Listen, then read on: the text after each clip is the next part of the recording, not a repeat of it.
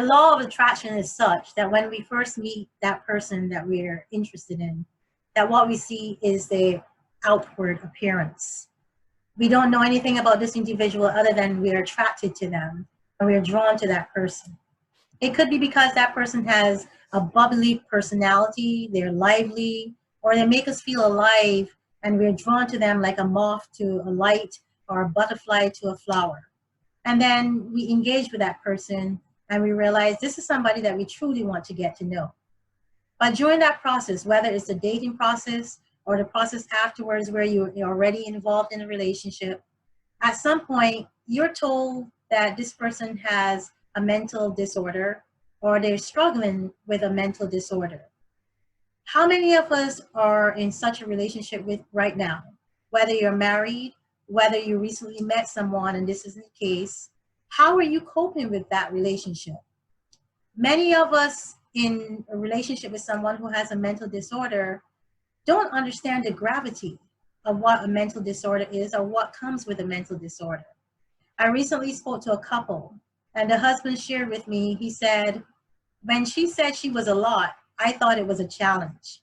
I thought she was actually challenging me because it was like she didn't think that I could step up to the plate and be that person that she wanted me to be, or that I wasn't man enough. No, when somebody says that they're going to be a lot for you, you need to recognize that what they're saying, especially if they have a mental disorder, is true. Should you tell someone in a relationship that you have a mental disorder? When should you tell someone that you have a problem? Most people may put it off for a long period of time, or some people are very honest up front because they recognize that they are indeed a lot and it's a lot to deal with a mental disorder. But regardless of when it's told, the truth is that you should disclose to your partner that you have a mental disorder or that you're suffering with a mental disability. I mean, the truth is a very strong medicine to take for those of us who are not prepared for it, but you have to tell the truth nonetheless, because you give that person the opportunity to decide if they want to sign up for what you're telling them. Having a mental disorder is not something to be taken lightly. When you think about things like schizophrenia or bipolar disorder, which has become more frequent in this generation, or depression, clinical depression, or just basic general depression, these are things that most of the society struggle with. It has affected almost everyone in our population at some point or the other, whether it's stressors from day-to-day living or stressors that come on naturally with a mental disorder. Nonetheless, some people have a more difficult time than others. If you're in a relationship right now with someone who has a mental disorder, the first thing you need to do is to research it. If someone tells you they're bipolar, they'll say, okay, I know what that is. Pay attention, research it, find out what bipolar is, find out what the triggers are, find out how it's going to affect the individual who has been diagnosed with it. Ask the right questions. Are you on medication? Are you all right? What can I do to help?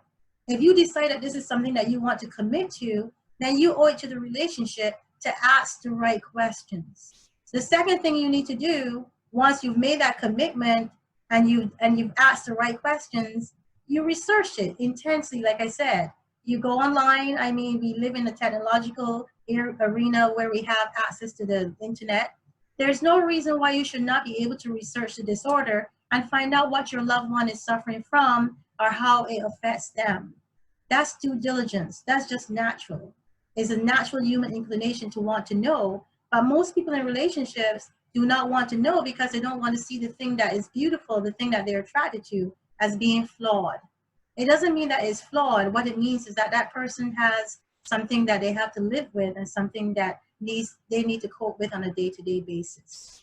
Support. How do you support your loved ones?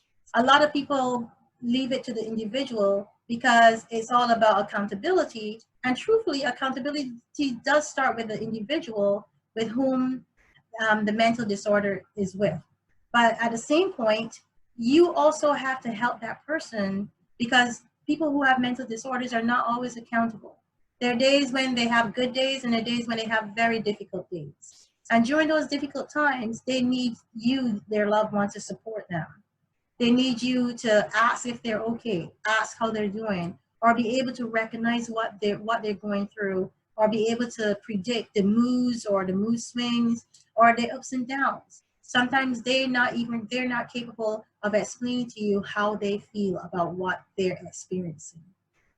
The other thing is you need to be there with them during that support period. I know that we live in a society where everybody's busy.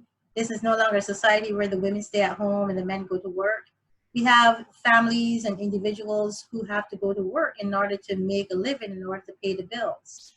But if your loved one is struggling, please check in. Please ask them not only how they're doing, but ask them what they need you to do to support them.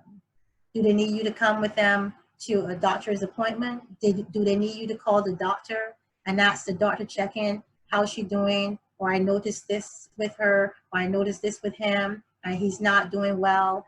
What's the next course of action? That's concern. That's just paying attention. But a lot of people do not pay attention when they're in relationships with loved ones who are dealing with mental disorder or mental disabilities. We have to pay attention. We live in a society where many of us are used to walking by people and not saying hello. Many of us are prone and disciplined and trained not to say hello, because that could result in you losing your life or your death. But this is not a stranger you're living with, but the person can become a stranger if you choose to ignore the truth. The truth is this person needs you to help support them. It is very difficult getting into a relationship and not understanding the severity of mental disorders and how they will affect your relationship. How will they affect your relationship? If you don't pay attention, if you don't understand the severity of what you're dealing with, the likelihood of chaotic behavior in your relationship is very realistic.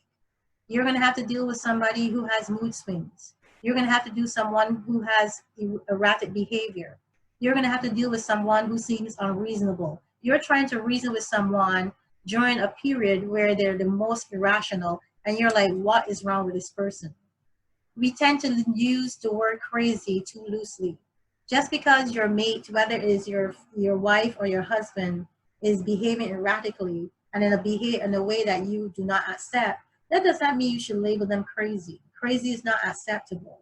What is acceptable is recognizing that this person needs help. Sometimes, like I said, they're not going to be in a position where they can ask for help themselves, or they might not recognize that they need help, but they need you to recognize. You have to be vigilant. You have to be the one to ask the right questions. You have to be the one to pay attention. I know what you're saying. You're saying that's a lot. Do you understand what you're asking of me? I understand what I'm saying. I understand what I'm asking people in relationships to do, but you need to ask yourself a serious question. It may not have been what you signed up for. It may not be what you expected when you married this person or when you started dating this person. So at some point, be honest with yourself. Is this something that, an undertaking that you cannot carry out anymore? Is this something that is too much for you? Is it too much of a burden to bear? If it is, go to counseling. Share it with someone else. Tell them how you're feeling, and ask how you can help your loved one, how you can make your relationship stronger, how you can be a stronger support system within your relationship. It's not difficult. It's difficult if it gets out of control. If that person's not getting the help they need, if they're not getting the medication or taking the medication on a regular basis, things can get out of hand really quickly. Schizophrenia is not something to play with. People who are schizophrenic need to be on their medication. People who have bipolar disorder need to also be on their medication. A lot of times with people who have mental disorders, they do not want to take the medication because of the feeling associated with the medication. Many people that take medication because of their disorder describe that as a feeling of numbness or a feeling of just being zombie-like. So therefore that feeling makes them not aware, it makes them feel dull. And because of that, a lot of people choose not to take the medication. So if you're living with someone who refuses to take their medication, you may need intervention by way of a professional to help them, to get them to take their medication. It's not a simple process. I'm not here to tell you that what you're going through is easy. What I'm here to tell you is that you don't have to go through it if you understand what you're dealing with. Do your research. You don't have to go through it alone because there's help out there for you. and there's help out there for your loved one. You owe it to yourself and to your relationship to get that help. You owe it to yourself and to your relationship to reach out. If you don't know what help you should get, you should look on the internet. There are a lot of resources on the internet, or reach out to me. Just call me, ask me a question. If you need help in your relationship or trying to find out what's the first step to take, I am more than happy to help you. Please take a stand today. Choose to help your partner become their best self. Help them, because there's a silent cry and sometimes we don't always hear it. But if they are indeed asking you for help, you have to help them. Please. My name is Ingrid Felton. Thank you so much as always for visiting my website. I look forward to always talking to you. You'll see my information from my website below. Again, if you like the video, please subscribe, like it, or tell your friends about it. And also, your comments are always welcome. Thank you. Bye.